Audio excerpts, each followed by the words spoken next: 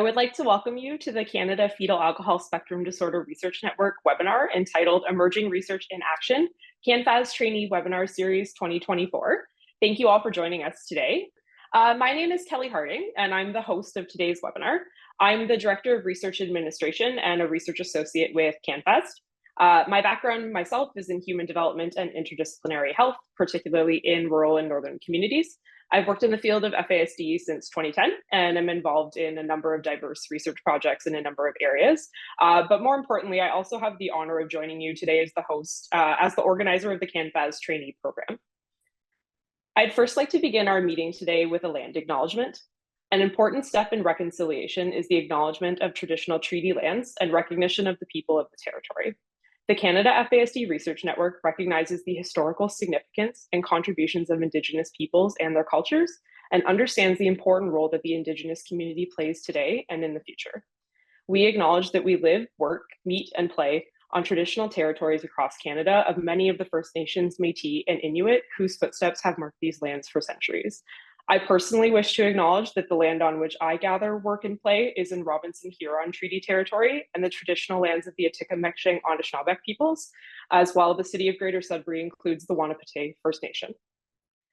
So in today's webinar, you will be hearing from 5 of our trainees from the CanFASD Trainee Program for 2024. It's a chance for new researchers and professionals in the FASD community to share the projects and the programs that they are all working on. So this is part 2 of our 2-part webinar series. If you were able to join us for part 1, welcome back. And if not, welcome today.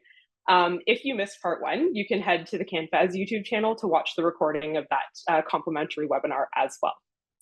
So without further ado, I will move on to the stars and presenters of our webinar today. So our first presenters, we actually have a dual presentation, are Hannah Denberg and Alexandra Berman. Hannah and Alex are first-year master's students in Community, Public, and Population Health at Wilfrid Laurier University, working under the supervision of Dr. Melody Morton-Ninomiya. Looking at different service sectors in New Brunswick, they are both aiming to better understand where current practices in supporting individuals with FASD in New Brunswick fall short, and to identify practical solutions to bridging gaps between knowledge and practice. So Hannah and Alex, I will pass it over to the 2 of you. So before we begin, we just want to thank everyone for joining today. And our presentation today is going to focus on FASD-related knowledge, attitudes, and practices among service providers in New Brunswick. And we'll be exploring the intersection specifically between the health and justice sector.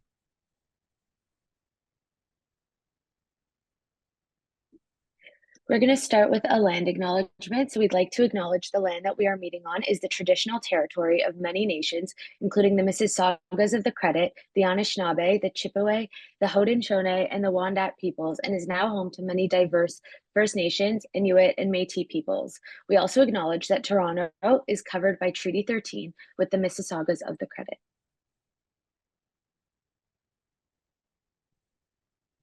So just to briefly provide a quick overview of what we will be going over in today's presentation, we will first start with a brief introduction of ourselves and the research we are currently conducting. We will then move into some background literature on the importance and relevance of the health and justice sectors as they relate to FASD. Next, we will discuss our current study, beginning with the methodology and then moving into some of the preliminary findings and insights we have gained. We will then get into a brief discussion where we will share our key findings that we have uncovered, and we'll get into the intersection between health and justice. And then we will conclude our presentation today with some of the next steps and implications of our research. So just to get into a quick introduction, I know Kelly has already shared a great introduction of ourselves, but just to help with putting a face to our names, Alex and I are both first-year Masters of Health Sciences students at Wilfrid Laurier University, which is in Waterloo, Ontario, and we are working under the supervision of Dr. Melody Morton-Ninomiya. And we will discuss more of our study in a few moments, but Alex's master's thesis is focused on FASD in the healthcare sector, whereas mine is focused on FASD within the justice sector. So we're just going to give some background on literature that pertains to the healthcare sector, but also the justice sector. FASD affects approximately 4% of the Canadian population, which is more than autism, cerebral palsy, Down syndrome, and Tourette's combined. With this being said, there's less knowledge among healthcare providers and the general public when it comes to FASD compared to the other things mentioned. Currently, there's no standard of care within the healthcare sector regarding FASD prevention and supportive efforts for both individuals with FASD and those who may have consumed alcohol in pregnancy. By this, I mean that there isn't really a universal health messaging as of now, and there's confusion about what is the appropriate amount of alcohol that can be consumed. And there aren't really any standard diagnostic tools that are used. Some barriers to providing adequate care for individuals with FASD include inadequate knowledge and training, stigma and judgment towards people who've used alcohol during pregnancy, and inaccessible diagnostic processes, assessments, and resources. As you'll see through our presentation, each of these mentioned barriers play a role in the inadequate support for both youth and adults with FASD. While each of these barriers do play a large role, for the sake of time and the presentation, I'll be focusing primarily on the challenges and outcomes associated with obtaining a formal FASD diagnosis. An FASD diagnosis opens doors of opportunity to access supportive services and systems to mitigate adverse life outcomes. These could be accommodations in school or different therapies and forms of support in a healthcare setting. Without the formal diagnosis, it becomes challenging to access supportive services, and behaviors can be misattributed to other behavioral issues, or, for example, autism is often, people with FASD are often misdiagnosed with autism spectrum disorder. Obtaining a diagnosis, especially from a young age, allows for the early identification of strengths of an individual with FASD to help implement supports and goals that will help individuals thrive. There's often discussion about how labeling someone with FASD could be stigmatizing, but it's important to note that having a diagnosis often results in what some like to call an aha moment, where a lot of traits and challenges that someone may have been experiencing start to make sense, and they understand why someone may have been struggling. With a diagnosis, service providers can tailor supports and provide opportunities for individuals to thrive, especially entering adulthood. Studied consequences associated with a lack of or misdiagnosis include challenges in school, increased risk of justice involvement, mental health challenges, and increased risk of substance use. We know that having a diagnosis is helpful and beneficial in accessing supportive services, but obtaining a diagnosis can be very difficult as the process and assessments are difficult to access. Diagnosing FASD requires confirmed prenatal alcohol exposure and a multidisciplinary team of health professionals, which could include a physician and allied health professionals, to assess whether a patient meets the diagnostic criteria for FASD. Obtaining a history of PAE is challenging due to the stigmatizing nature associated with disclosing alcohol use in pregnancy. It's also difficult if the birth mother is no longer in the picture. Other challenges include long wait times for assessments, inaccessible diagnostic clinics, so this could be both geographically, so location, they just might be too far, or the cost. So often because of the long wait time, it's easier to get an assessment privately, but that's not feasible for everybody. Another barrier is the lack of training, time, and knowledge among healthcare professionals. We will now get into some of the background literature as it relates to the justice sector. So as Alex has previously mentioned, in the absence of early interventions and appropriate supports, those with FASD become susceptible to a range of adverse childhood events and poor life outcomes, some of which include child welfare involvement, disrupted schooling experiences, mental health issues, and of relevance, heightened engagement with the law. These adverse childhood events are exacerbated by systemic factors such as inadequate community supports and resources, as well as professional factors such as misinformed professionals who are supporting them, all of which converge to increase one's susceptibility to involvement within the justice system.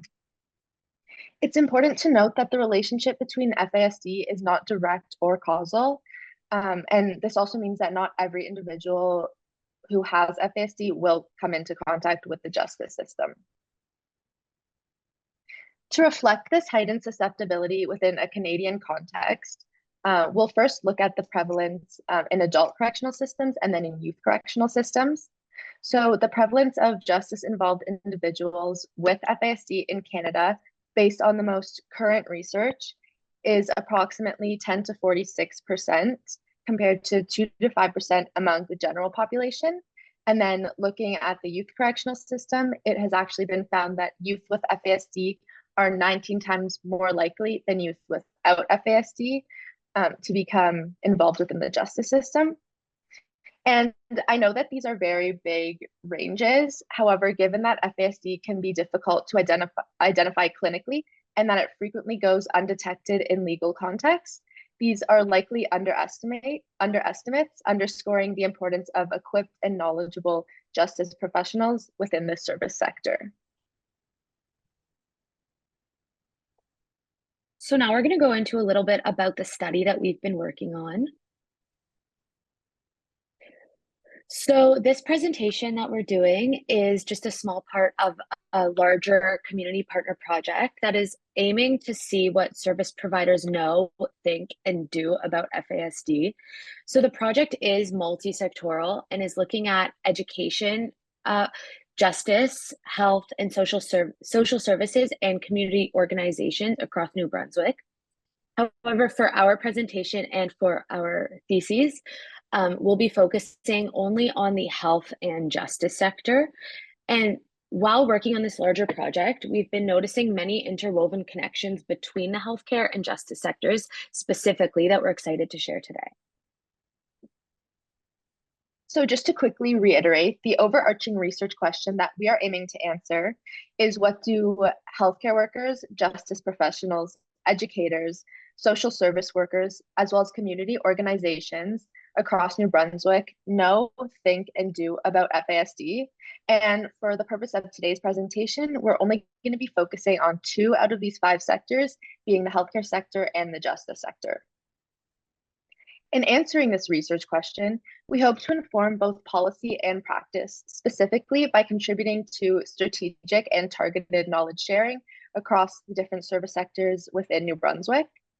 By promoting collaboration among individuals with FASD, key stakeholders, and service providers, we are aiming to ensure that their needs and challenges are not only being met, but that their voices and their living experiences are actively shaping the development of policies. Just to briefly go through our methodology and where we're at this point. So we started by co-developing data collection tools with our community partners. So we developed questionnaires and interview guides. We've obtained research ethics approval from the Laurier Research Ethics Board and the regional health authorities in New Brunswick. We are in between right now the data collection and analysis phase. So we sent out 10 to 12-minute online surveys, and which has been completed, and we've done our surveys.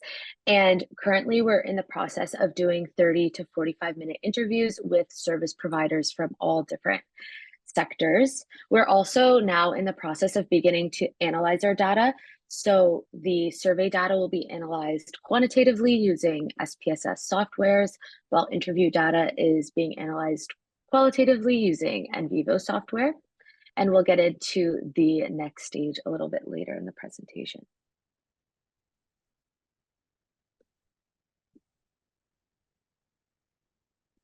Overall, between the 2 sectors, there were 276 participants who completed our survey. 255 of these were from the health sector, while 21 were from the justice sector. While the number of justice participants seems rather low when compared to the healthcare sector, it is important to mention that these numbers are relative to the justice sector itself, which unfortunately tends to have a lower response rate in general. Of the healthcare providers that participated in the survey, around 5% were physicians, about 37% were nurses, 35% were allied health professionals, so that included occupational therapists, physiotherapists, social workers, addiction specialists, and dietitians. while 23% of participants fell into the other category. So that included administrators in hospitals, program directors, people who work in labs, etc. Of the 21 justice professionals that participated in our survey, 4.2% were police officers, 8.7% were correctional officers, 4.3% were probation officers. Majority were actually lawyers with 47.8%, and 34.9% of participants selected other, and some examples included wellness coordinators, legal administrative assistants, as well as social workers within the justice context. So we will now be getting into some of the preliminary findings from our study, beginning with the knowledge section of our survey. In the survey, we aim to identify participants' knowledge levels on questions related to FASD and FASD prevention. We also wanted to identify participants' perceived understanding of FASD-related needs, which focus more on the functional abilities and behaviors of individuals with FASD. So this included things such as IQ, for example. When looking at the bar graph to the left, we can see that generally healthcare professionals tend to have a higher perceived understanding of FASD. But looking at these numbers, this is still only around about 50% of participants who claim that they have a strong understanding of FASD. This is a cause for concern, and it hints to a large knowledge gap and a potential training gap among both healthcare and justice professionals. If we now look to the graph on the right, which focuses on FASD-related needs, we can see that both justice and healthcare professionals feel that they lack an understanding of FASD-related needs. This means that justice and healthcare professionals possess baseline levels of knowledge surrounding FASD and alcohol consumption during pregnancy, such as understanding the impacts of alcohol on fetal development. However, this knowledge tends to fall short in guiding their frontline practices. So in a justice context, this could appear in court proceedings and policing. And then looking at a healthcare context, this could include during assessments, during different therapies and supportive services. This causes a disconnect between understanding FASD-associated difficulties, such as impulsivity and poor judgment, and how these difficulties actually manifest within justice contexts and healthcare settings. So beginning with a justice context, this could be through a poor understanding of legal rights, an incompetency to stand trial, and false confessions. And then in a healthcare setting, this could look like stigmatizing attitudes, ineffective therapies and treatments, as well as a misdiagnosis of FASD or a lack of a FASD diagnosis. So in addition to knowledge, we also wanted to ask a series of questions to assess whether participations held stigmatizing attitudes, whether these were conscious or unconscious attitudes towards individuals with FASD or those who may have consumed or be consuming alcohol in pregnancy. So we're going to highlight a few of these questions. And so one of the questions asked whether participants believe that individuals with FASD experience stigma or discrimination. From the results, we can see that most respondents, if not almost all respondents, recognize that individuals with FASD do experience stigma or discrimination. As we know, stigma and discrimination act as a barrier in accessing many forms of support.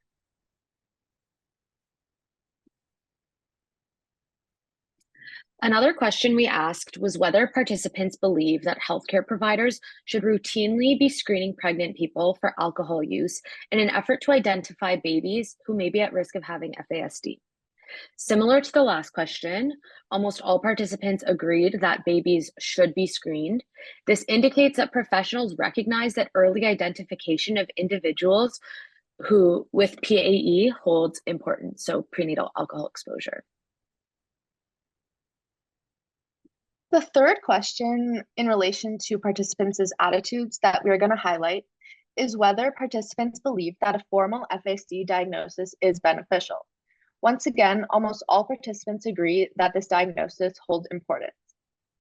The three key takeaways from this attitude section are that both justice and health professionals recognize that stigma and discrimination experienced by individuals with FASD exists. Healthcare providers should be screening pregnant individuals for prenatal alcohol consumption, and that a formal FASD diagnosis is beneficial for the individual with FASD. Looking back at the previous background we have provided, each of these three aspects were mentioned as barriers as to why individuals with FASD are not adequately supported in both the healthcare and justice settings. If professionals across these service sectors recognize the significance of these three aspects, why are they still presenting as barriers to support? To answer this question, we wanted to look at how the knowledge and beliefs of these professionals is translating into their practices, and if they're not translating, why they might not be. So looking at health specifically, we wanted to identify how often healthcare providers are having conversations with patients about the possibility for diagnoses and support for those that they suspect may have FASD. To do this, we looked both at how often healthcare professionals suspect that their patients may have FASD, as well as how often professionals are discussing the possibility of referral for assessment. Looking at the data, many participants claim that at least sometimes they suspect FASD. However, the numbers as to discussing referral is not translating. Looking at the data, we can see that between sometimes, often, and almost always, almost 50% of participants are suspecting that sometimes individuals may have FASD. But looking at the right side, the almost always discussing the possibility for diagnostic assessment is only around 12%. So in a perfect world, if 50% of participants suspect that a patient may have FASD, then we would expect and should see that 50% of participants selecting that they always discuss the possibility for referral for diagnosis.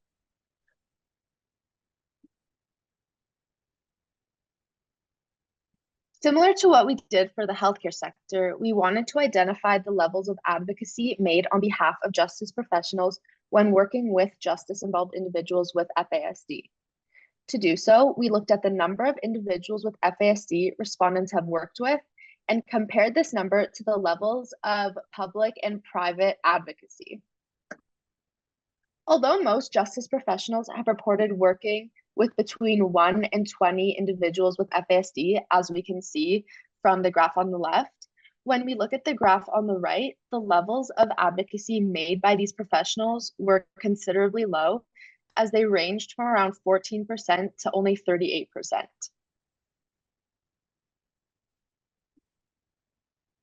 To better understand these low levels of advocacy and misinformed practices in both the healthcare and justice settings, we need to identify what is preventing the adoption of FASD-informed practices.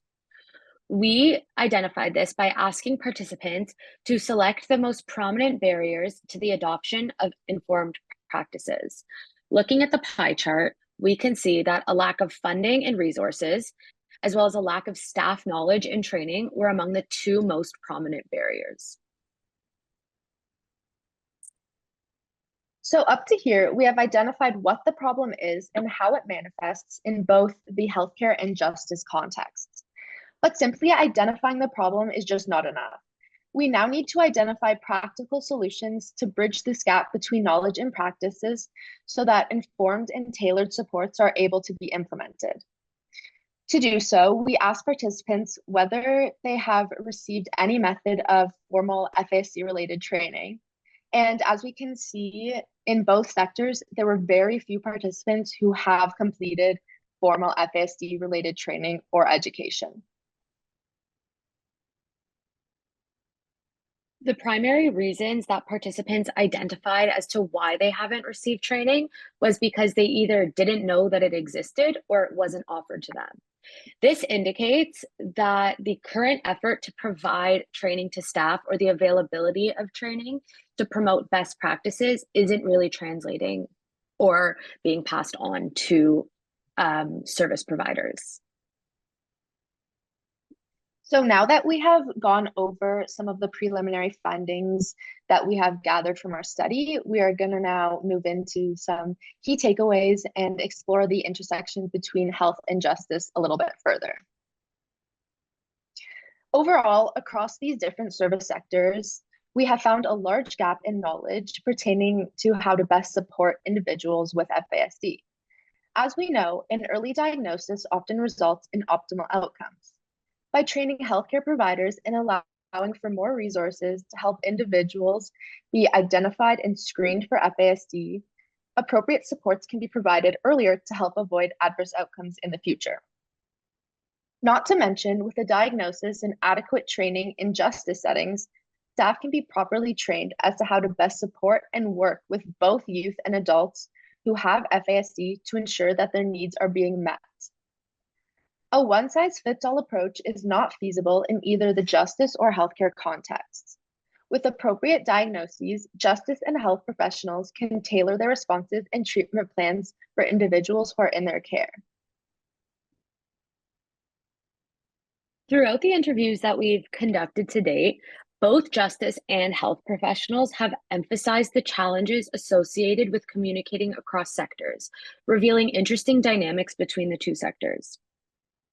Healthcare providers are struggling to find areas of support for patients to either prevent them from entering the justice system or supporting them within the justice system. In some interviews, participants discussed how they were working in prisons to help individuals with FASD, and a particular individual, the support from prison staff had previously been unsuccessful due to not really understanding how to work with this individual or understand their specific needs. The healthcare provider that was interviewed was given an opportunity to try and work with this individual. However, we know that when working with individuals with FASD, it's essential to build a connection with them, and sometimes certain supports may take longer to implement. However, after one unsuccessful encounter, the prison did not give the provider another opportunity to work with this individual with FASD, which could be attributed either to lack of resources, they just couldn't bring the staff back in, or just lack of knowledge and thinking that was it, there's nothing else that can be done. But this is just problematic. On the other hand, during interviews with the justice sector, justice professionals have similarly voiced that they are often the last to the party, and by this they meant that they are last to receive the FASD diagnosis, the last to know how to work with that FASD diagnosis, and they're the last to receive any other resources needed to appropriately support justice-involved individuals with FASD. Taken together, we learned that no sector can be successful in supporting individuals on their own. Staff across all sectors need better training, not only as to what FASD is, but as to how they can better communicate with other service sectors to best support individuals with FASD and to capitalize on their strengths. Previous research and literature based in different regions, such as in Australia and also in Canada, specifically in Alberta, have identified this need for collaboration across the different sectors, such as between the education, health, and justice sectors. Other papers have also identified the need for collaboration across key stakeholders, such as researchers, policymakers, frontline service providers, and more. To wrap up our presentation,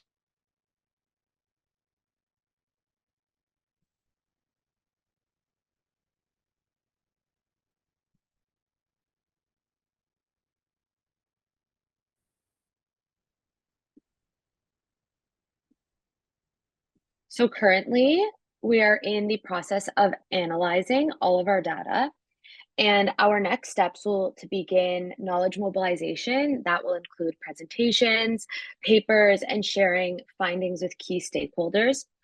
Our goal from this research is to help improve the supportive efforts of service providers across New Brunswick. The findings will be used to support new training and educational efforts for professionals across the province. We just want to thank you for listening to our presentation, and we've left our contact information at the beginning of the slide. If anyone has any questions about the research or specifically for the justice sector, we are still recruiting participants. So if anyone is interested, feel free to email either of us. Thank you. Thank you both so much for for getting us going with our first presentation. And I really love when our trainees are able to co-present, because I think it has such great synergy of that you're working on your own independent projects, but how it overlaps and fits together. So thank you both so much. Thank you. With that, I will invite Viktoria to turn her camera on and join us. So Viktoria is our next presenter. She's completing her master's degree in school and clinical child psychology at the University of Alberta. Throughout her undergraduate degree, her research focused on the development of self-regulation abilities in infants. Viktoria is currently supporting diverse research related to fostering positive outcomes for individuals with FASD. She is interested in using strength-based approaches to contribute to applied research, supporting meaningful real-world changes. So Viktoria, to you. Okay, so hi everyone. My name is Viktoria, and I will be talking to you about my master's thesis research, which is exploring mental health professionals' views and competency responding to suicidality in people with FASD. This work is ongoing, so we're in the process of data collection still.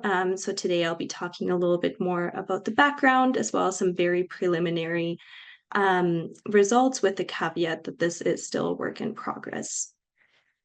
And so first and foremost, I want to acknowledge and express my gratitude for being able to learn, work, and conduct this work in Amiskwachi Waskaikan on Treaty 6 territory, which has been cared for by many diverse Indigenous peoples since time immemorial. I also want to provide a content warning that I will be talking about suicide, which may be a difficult topic. So please take care of yourself and do what you need to do throughout this presentation. Whether you need to step away for a moment, turn off your camera, or grab a comforting drink, please don't hesitate to do so at any point.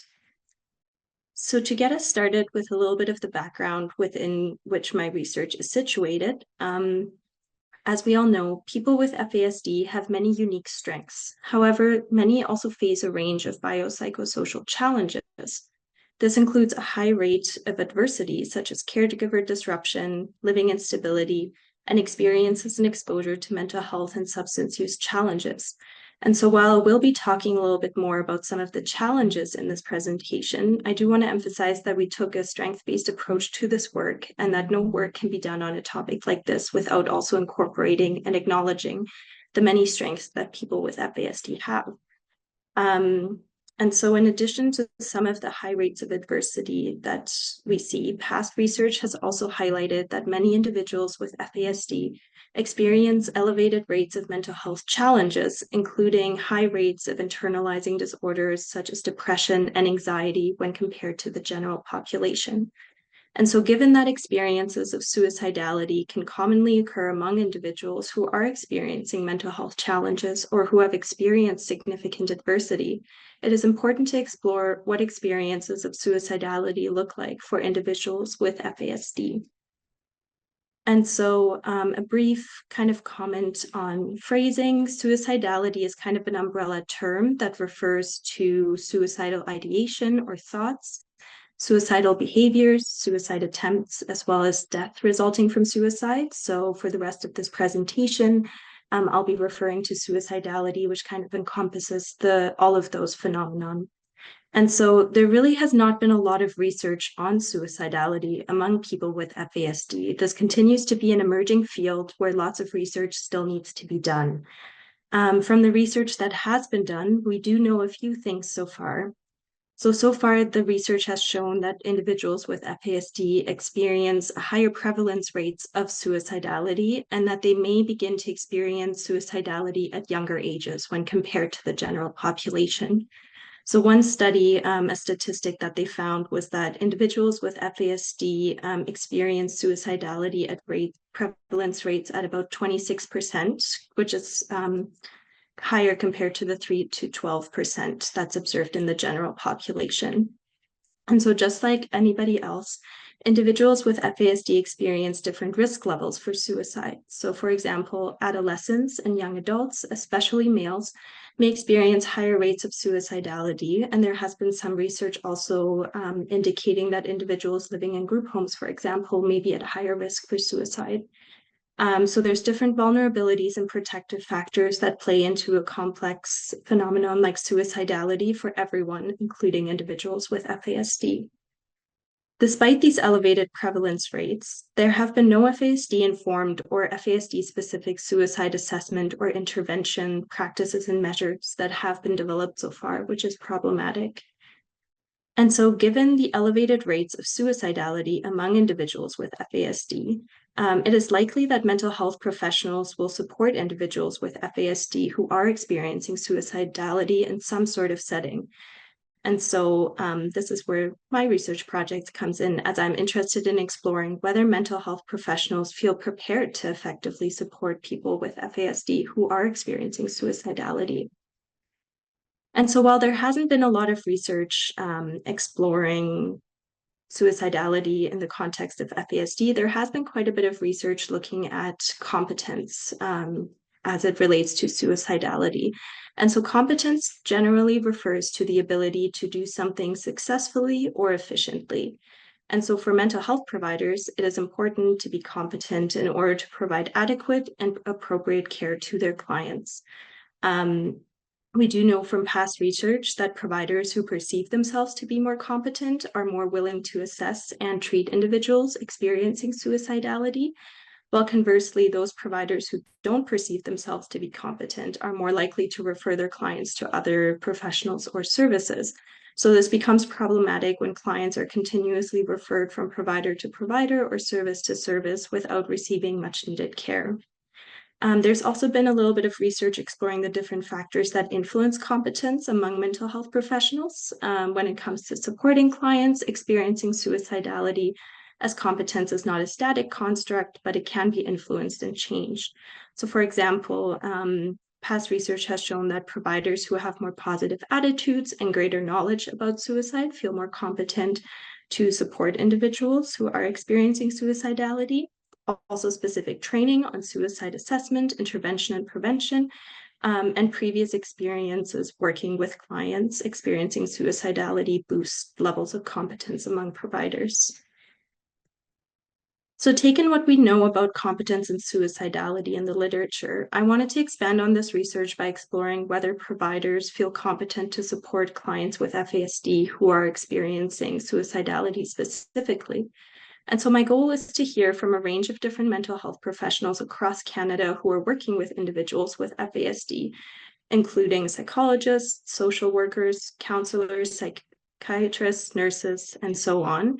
And I wanted to hear really from a wide range of different providers because individuals with FASD are likely to interact with a range of different supports and services. So I wanted to try and capture perspectives from professionals across these different services. And so to help me hear from providers, I created a short online survey that can be filled out. And this survey, more specifically, has a few different parts. So the first aspect that providers are filling out is the suicide competency inventory, which is a previously created measure used by researchers that captures the extent to which professionals feel competent to assess and treat suicidality in their clients. Since we know that knowledge and attitudes about suicide influence competence, I wanted to explore whether and how knowledge and attitudes about FASD specifically influence the competence of professionals working with individuals with FASD. And then lastly, I wanted to explore what current practices professionals are using when working with individuals with FASD who are experiencing suicidality. So because there hasn't been a lot of research on the current state of practice, I wanted to get a sense of what providers are generally doing right now, given that there are no FASD-informed suicide assessment and intervention practices.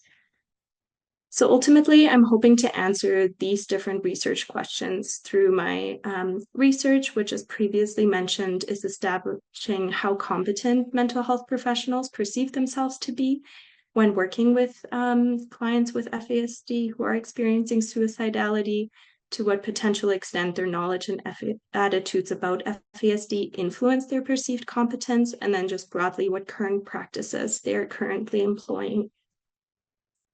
So I am still collecting data and haven't done any sort of rigorous data analysis yet, but I wanted to share some very surface level results that have emerged from the data so far.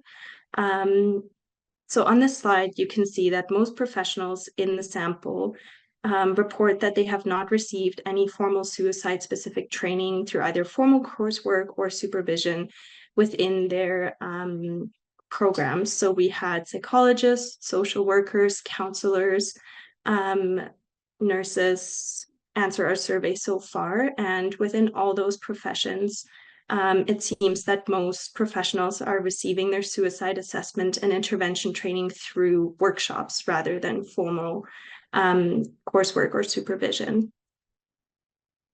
When comparing the different reported competence levels so far across the different professions, you can kind of see here on the screen the different professions and the different competence levels they are reporting. So it is interesting so far that psychologists seem to be reporting the lowest competence to address suicidality, even though psychologists in this sample have received the highest levels of education so far.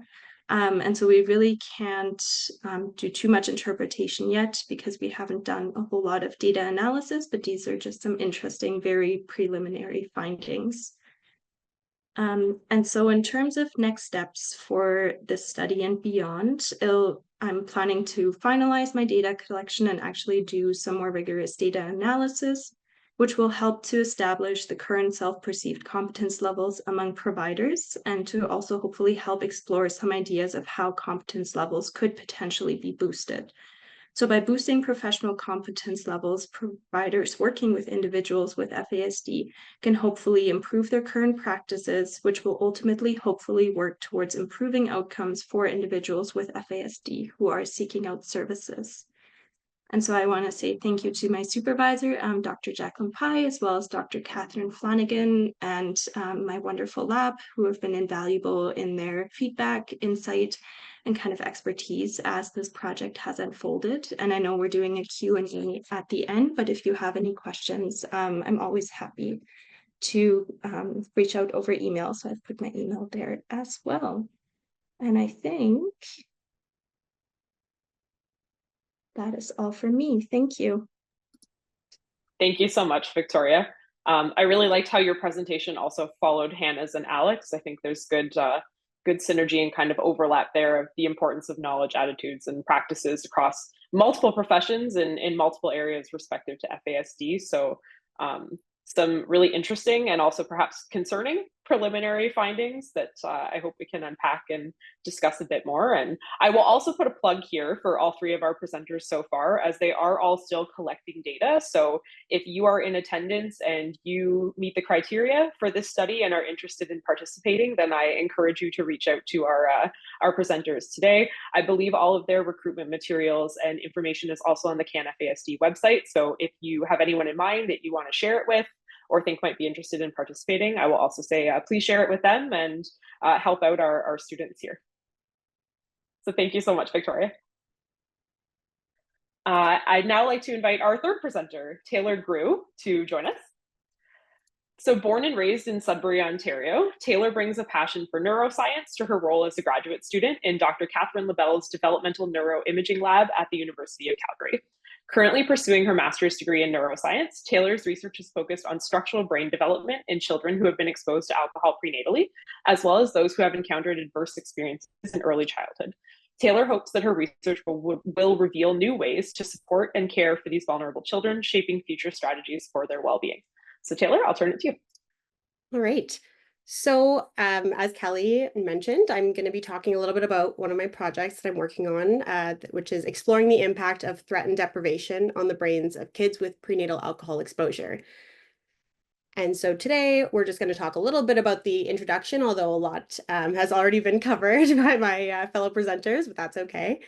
And we'll talk a little bit about my study aims and methodology, some potential outcomes and hypotheses, and then we'll have time for discussion and questions afterwards. So a little background for you.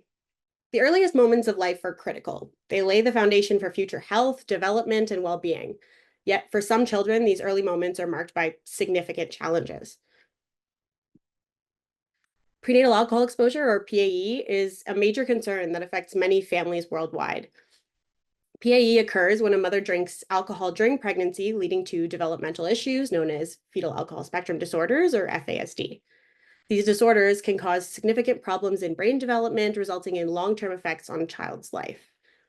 Research has shown that no amount of alcohol is safe during pregnancy, and even small amounts can actually cause harm. However, over 5% of pregnant individuals globally still report drinking alcohol. When an adult drinks alcohol, it's processed by the liver and the kidneys, but during pregnancy, the placenta and the umbilical cord connect the mother and baby, which allows substances to pass between them. So although their blood supply remains separate, alcohol can cross this barrier and reach the developing baby, including the brain. So this exposure can interfere with normal brain growth, leading to lasting structural and functional changes. And so prenatal alcohol exposure can lead to FASD, which is the most common preventable cause of intellectual disability. As you've heard, it's quite common. Nearly all individuals with FASD also report mental health issues and face lifelong disabilities. So despite these challenges, individuals with FASD often have strengths like being friendly, determined, caring.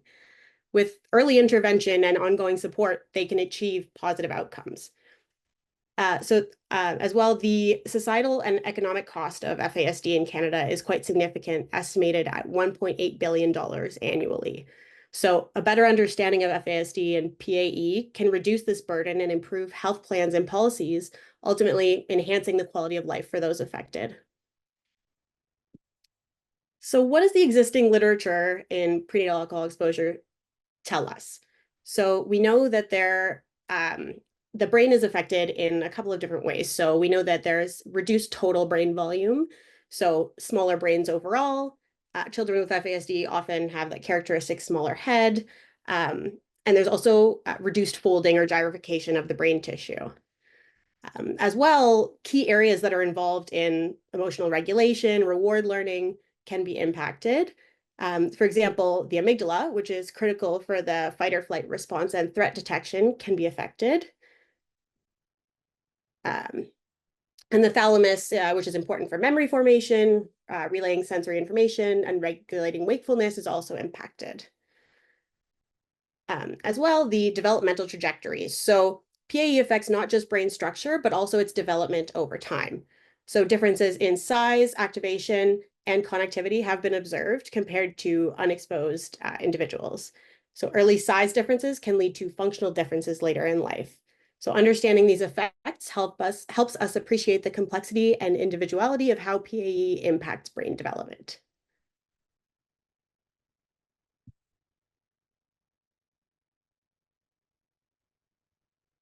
So while prenatal alcohol exposure has significant effects on brain development, it's important to recognize that it's just one of many potential adverse experiences that can impact a child's early development.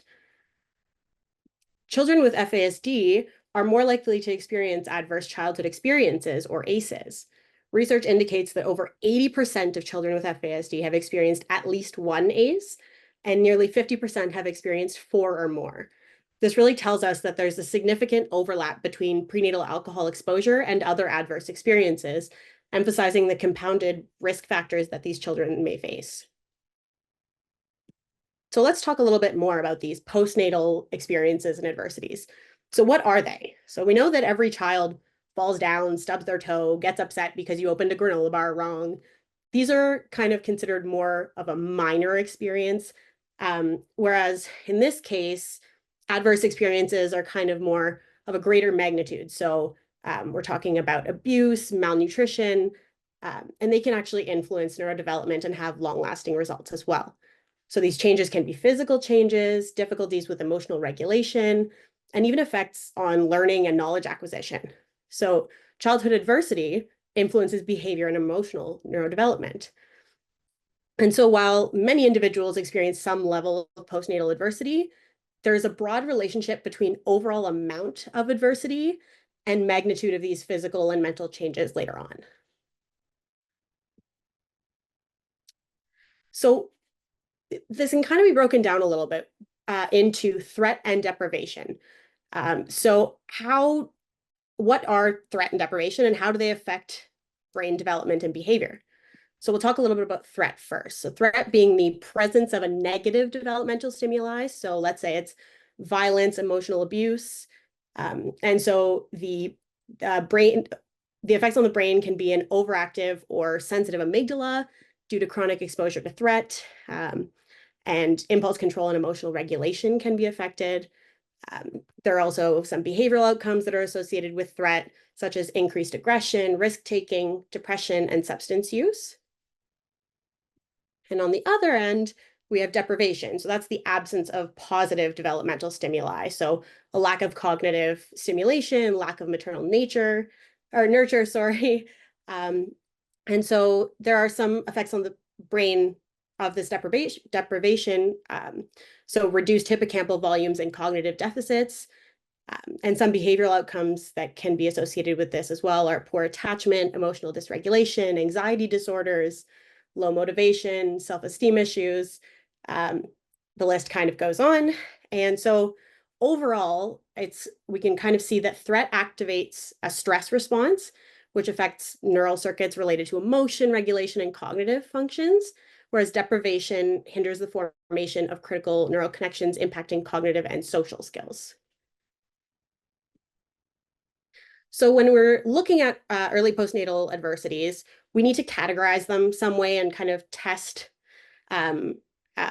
what we're looking at here. And so we use different categorizational frameworks. So traditionally, research focused on the cumulative ACEs score, which looks simply at the number or amount of adversities a child experiences. So all stressors are considered equal in severity and impact. So more stressors equals a higher score. So for example, emotional abuse plus physical abuse would be seen as basically equivalent to institutional rearing plus a lack of cognitive stimulation, when there might be differences in between the two. In the mid-2010s, there was a dimensional analysis proposed where threat and deprivation, which we just talked about, are categorized separately because it's kind of shown that they may have distinct effects on brain structure and behavior. So it was important enough to take a look at.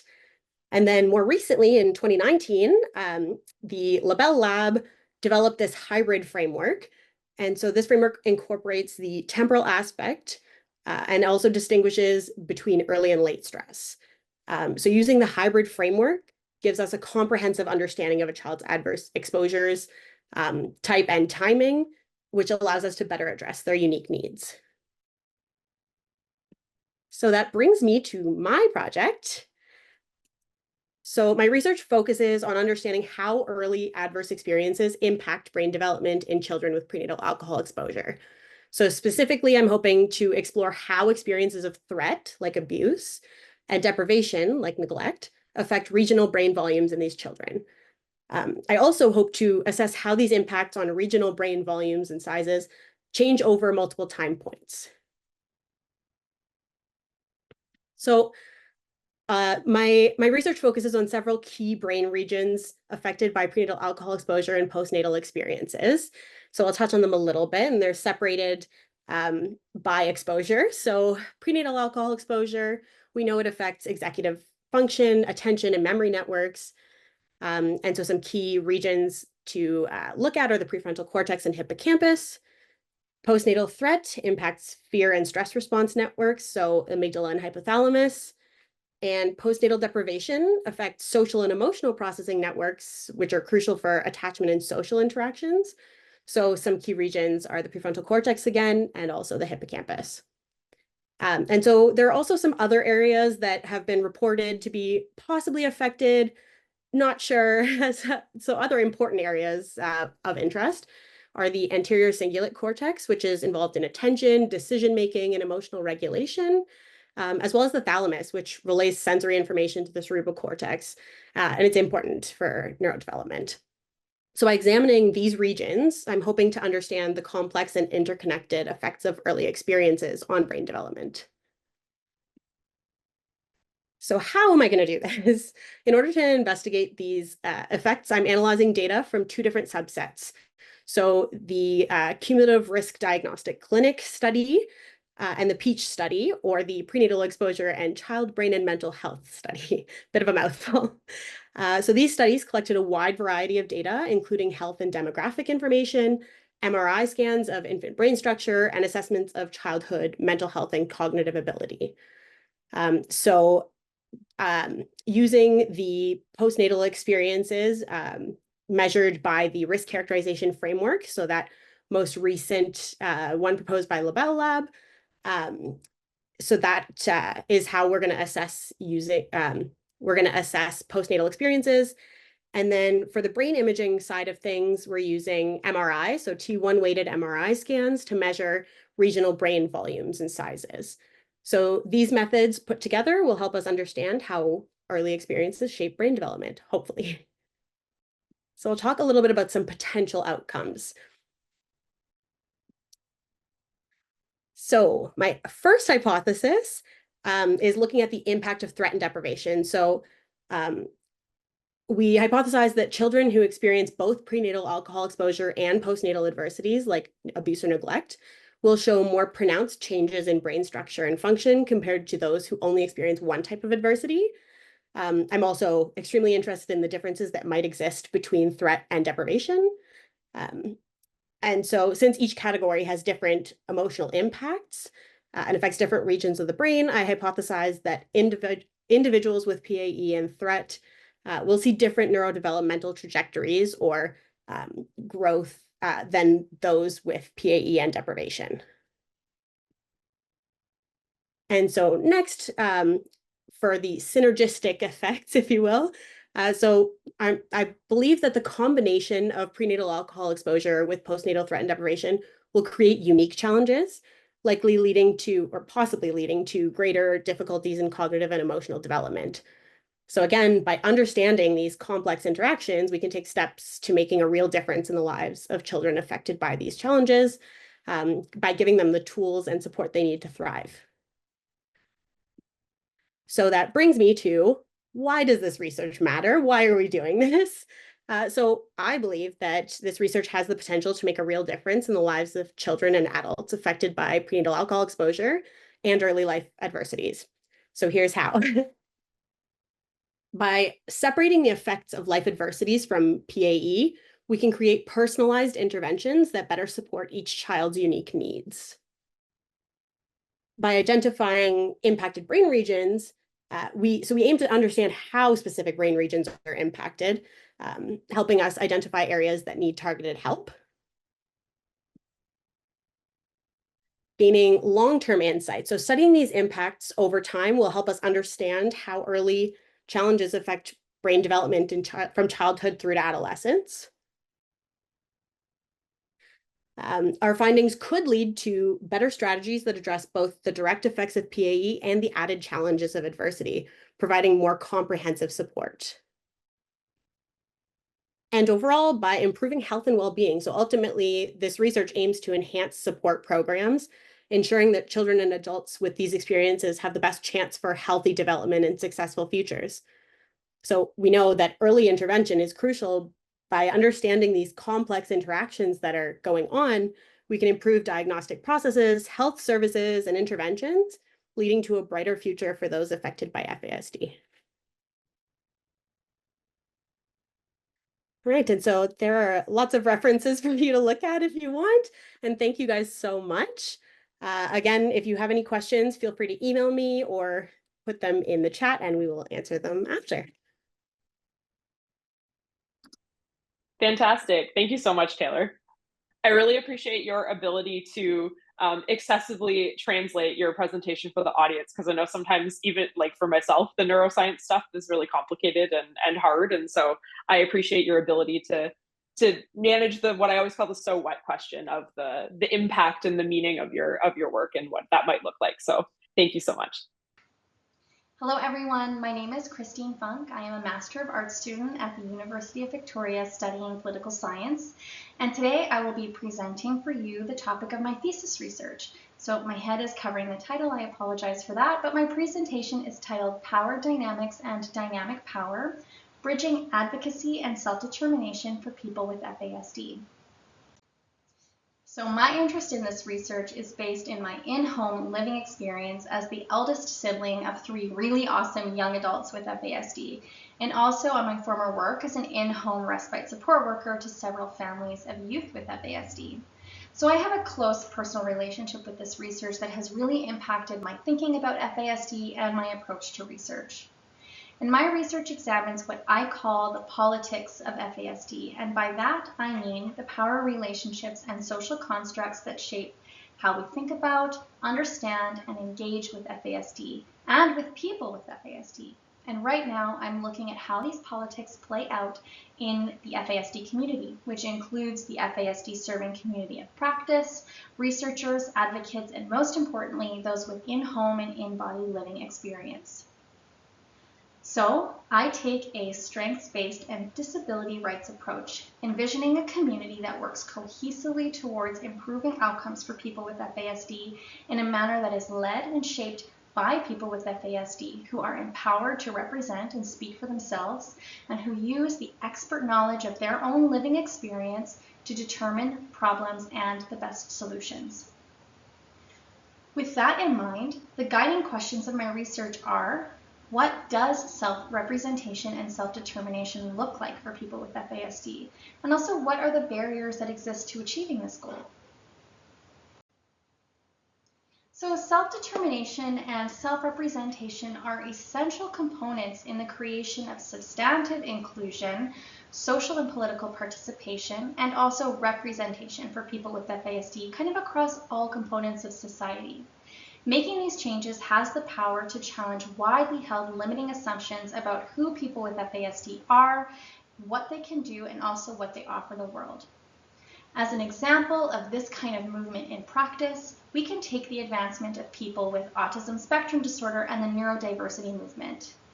So by creating a sustained community movement that is based in self-determination and self-representation, and that upholds the value of in-body living experience as expert knowledge, the autistic community has been able to advance social understanding and positive representation, and has also been able to kind of drive inclusive and accessible changes, such as the growing awareness and accommodation of sensory needs, which is actually something that benefits all of us. The community is also able to advance beneficial policy solutions and to identify and eliminate those solutions that are harmful. So an example of a change in this way that you might be familiar with is the increased media representation of autistic people, like Sam in the Netflix show Atypical, who I've pictured here. The autism community has also pointed out the way that these representations are far from perfect. They often rely on the more acceptable presentations of autism, but they also nonetheless familiarize the general public with how different minds and bodies engage in and move through the world, which helps us work towards a safer and more inclusive world as a whole. So thinking about some of these changes had me wondering, why do we not see a comparable level of progress with FASD? Many barriers to this progress exist, and many of them are social in nature. So key examples include the deeply complex and unique stigmatization, which is very different than that of other intellectual disabilities. There's an ongoing lack of awareness and understanding across society, and also persistent ableism, which includes a public unwillingness to include, listen to, or even accept the existence of people with disabilities, particularly those with intellectual disabilities. In the FASD world, we know that change is best advanced from within the FASD community. Therefore, I look to see how the community can either reinforce or challenge these barriers to inclusion. So my first step here is to look at how parent and caregiver advocates participate in this process. And I ask how advocacy discourses, by which I mean language, themes, and stories or narratives, impact these barriers to inclusion. So my data sources for this research include various kinds of advocacy materials that kind of are published between the year 2000 to 2024. And these include advocacy in the media, so interviews and features, at the government level, online advocacy including blogs and social media channels, and the well-known 2004 book Damaged Angels by celebrated parent advocate Bonnie Buxton. My findings are also supported by autoethnographic data, which means I use my own lived experience as supporting evidence in my research. As I go through these sources, what I'm looking to see is, what does the journey look like from parent to advocate? How have advocacy discourses changed over time, if they have? And what are the common themes found in advocacy discourses? So the first thing that's important to understand is the journey itself from parent to advocate. And this is important to understand because it provides the basis for an understanding of where an advocate comes from and the deeply personal and often really emotional foundation of a parent's advocacy. Most caregivers kind of become unwilling advocates, which means no one really sets out to do this work, but they're pushed in that direction by a systemic lack of support and by the pain caused by widespread misunderstanding of the loved one with FASD and the family's circumstances. So the pathway that I've laid out here is highly general and it's not universal, but it often looks something like a progression from the family's crisis period, which can last years and is characterized by a lack of professional support and understanding of what's going on, to diagnosis and the hope that new knowledge brings, which is tinged by continued frustration with the system and with community at large. And these experiences are often continual, so they're ongoing, and they are what galvanize the caregiver into action. So to put it really simply, upon finding that no one knows anything, a caregiver decides to take it upon themselves to educate their community and sometimes the world in hopes of improving support and outcomes for their loved one with FASD. And despite the fact that it is one of the most prevalent intellectual disabilities, FASD is so poorly misunderstood that caregivers are often kind of blazing the trail within their own communities, and that is a lot of emotional labor involved in this work. So advocacy work is sometimes short-lived or episodic, so it happens kind of as it needs to, and sometimes it becomes a life's mission. It can be formal or informal, and an advocate's target audience is wide-ranging, includes personal relationships such as friends and family, professionals including teachers, doctors, social workers, the general public, and also policymakers. And the kind of objective of advocacy stories can be generally categorized into these three interrelated categories here. So that is building awareness and public education, prevention and harm reduction, and also advocating for support and for supportive interventions. So caregiver advocates are really important here, and they are an important part of the FASD world because they often are the ones who are standing in the gap between their loved ones and their audience's lack of understanding and preconceived ideas. In this space, caregivers can support their loved one's ability to speak for and represent themselves. They can challenge preconceived ideas and promote inclusion and acceptance. However, because caregivers are more likely to be heard and accepted than their loved one with FASD is, this role also has the potential for a power imbalance. As they narrate or tell the story of their loved one, caregivers may inadvertently reinforce the audience's negative judgments and limiting assumptions about people with FASD. So what we can see is that the caregiver advocate role is incredibly necessary, but it may also have complex implications. So as I go through my advocacy materials, here are some of the key themes that I have found. The first is that advocacy stories often lead with this shared trauma that arises from unsupported disability. Sometimes this includes telling the story of the family's crisis points or describing a particularly difficult day in the life. However, particularly on social media, this can also look like creating a public display of their loved one's worst moments, like recording and posting a moment of severe dysregulation with the hashtag #ThisIsFASD, which is something I've seen on TikTok. Because advocates are parents, they often describe their loved one as a child, of course. However, being like a child is also often used as a metaphor to simplify the different impacts that FASD may have on their loved one's cognitive capacities. This can include describing their loved one as maybe even too innocent to understand or generally incapable of acting with agency or autonomy. By extension, all people with FASD are then framed as childlike, a metaphor that researchers have identified as being used to infantilize and exclude people with intellectual disabilities currently and across history. So this is a pattern that's actually reflected in the policy and research documents that I found. When policy makers and researchers often focus or only talk about children with FASD, erasing adults with FASD almost entirely, and then thinking of people with FASD as helpless and incapable of knowing and representing their own interests. As an aside, when people with FASD or adults with FASD, are the topic of interest, it is usually only in the context of criminal justice, which tells us about the very limited picture that we have of who people with FASD are across the lifetime. So finally, the third theme is sometimes an overemphasis on simplified prevention messaging, especially very early on in the advocacy journey. Part of raising awareness is harm reduction. However, advocates often continue to use the message that FASD is 100% preventable, even though this language is actually no longer supported by researchers or by common FASD messaging guides. The language is tricky because it places blame on birth mothers and families of origin, which actually communicates to the audience the idea that people with FASD always come from unhealthy families and communities. It also tells us that it's possible to eliminate FASD, which researchers agree is not necessarily possible and can be a counterproductive goal.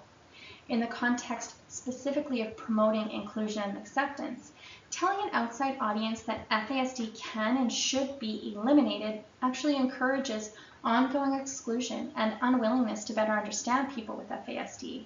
After all, if that population is going to be eliminated, why would you be incentivized to understand or accept it? Harm reduction is a very important part of FASD advocacy and of education in general, but how it's framed can have complicated consequences. So why does this all matter? Well, as I touched on in my previous slide, these narratives reaffirm the deficit-based framing of FASD, which contributes to ongoing exclusion of people with FASD, and it reaffirms negative judgments. This can also contribute to ongoing FASD stigmatization, which is particularly unique in the context of intellectual disabilities, and it targets both the loved one with FASD, their family of origin, and their family of care, and marginalized communities. And finally, these patterns also tell us something really interesting about society and about ourselves. It's important to understand why caregivers lead with damage stories. Of course, they first and foremost are sharing their living experiences, and vulnerability and transparency are essential to forming supportive relationships. However, this is also the kind of story that best gets attention. People on the outside like it when their assumptions are affirmed, and they are most interested in difficult stories. Noticing this pattern can also help us understand how this dynamic impacts the quality of life and the overall social experience of people with FASD. So where to next? My research is ongoing. This is just the first chapter. As I move into the next phase of graduate studies as a PhD student at the University of Ottawa, I will be exploring these questions further, only this time I'll be using community-based participatory action research.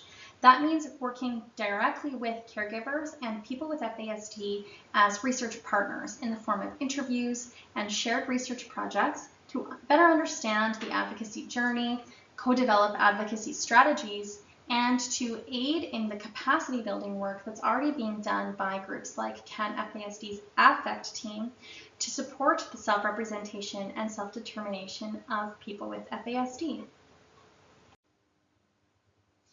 So I hope that you found my presentation interesting and informative and maybe curious. If you are interested to learn more, and particularly if you're interested in this idea of disability rights and what we call critical disability studies, I have included this link here. And so this is actually a free open access online course. There's no registration needed, no homework. It's just all of the materials and lessons that you might need to learn about this topic. And the URL is here, so you can access that at any time. You can go through it at your own pace, and it includes a lot of mixed media, so videos and text, and I found this really informative to kind of shape my thinking about critical disability studies. And the other resources that I used in developing my work today are just below here. So I'm happy to discuss this further if you've got any questions, comments, and you can maybe reach out to CanFASD to get in touch with me. And thank you so much for your attention. A big thank you to all of our presenters today, as well as to our trainees who presented a couple of weeks ago. I'd like to thank all of you in our audience today for joining us today, and hope that you'll join us for our future webinars. To get more information on CanFASD and to stay in the know with respect to all of our upcoming webinars, please check out our website at www.canfasd.ca or follow us on social media to find all of our resources. So with that, I wish you all a fantastic rest of your day and a happy long weekend.